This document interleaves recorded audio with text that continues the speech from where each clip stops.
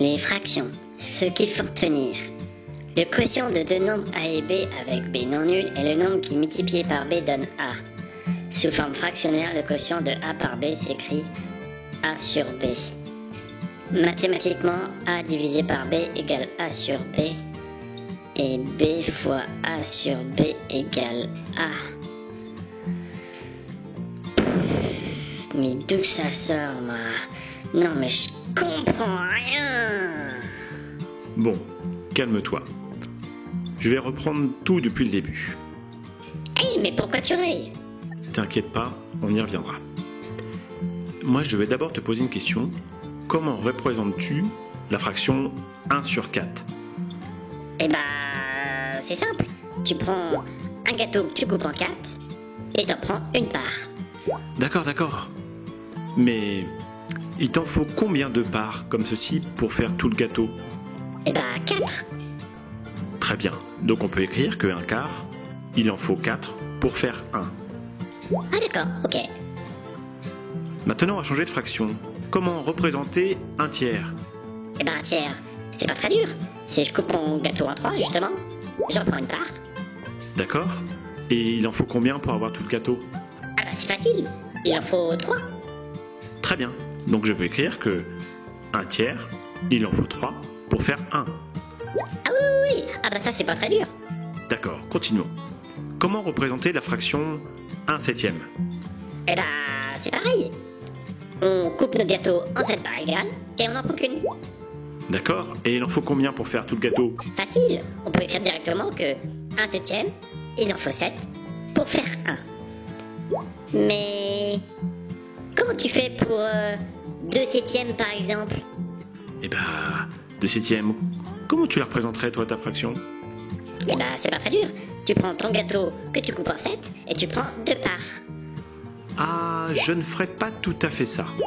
Je prendrai 2 gâteaux que je couperai en 7 et j'en prendrai une part dans chaque gâteau.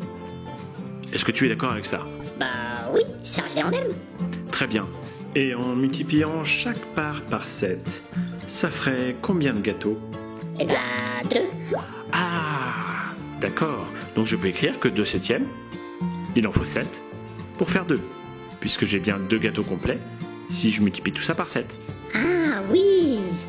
Mais attends. Comment je ferais pour 9 septièmes? Et bah, pour 9 septièmes, comment tu représenterais toi 9 septièmes? Eh bien, je prendrais un gâteau complet avec les 7 parts, puis 2 parts supplémentaires dans un autre gâteau.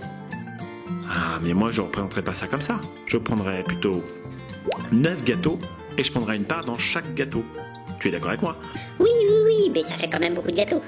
Mais je suis d'accord avec toi. Très bien. Il faut que je multiplie combien de parts à chaque fois pour avoir tous les gâteaux complets? Eh bien, par 7, puisqu'il en faut 7 fois plus dans chaque gâteau. Très bien. Et donc je peux écrire tout simplement que 9 septièmes, il en faut 7 pour faire 9. Ah oui, d'accord. Je suis d'accord avec toi. Oui. Eh bien, de manière générale, un quart, il en faut 4 pour faire 1. On peut l'écrire que 4 fois un quart, ça est égal à 1. Mathématiquement, c'est exactement ça qui se passe. De même chose, un tiers, il en faut 3 pour faire 1. J'écris 3 fois un tiers, ça donne 1. Un septième, il en faut 7 pour faire 1. 7 fois un septième égale 1. 2 septièmes, il en faut 7 pour faire 2. 7 fois 2 septièmes égale 2.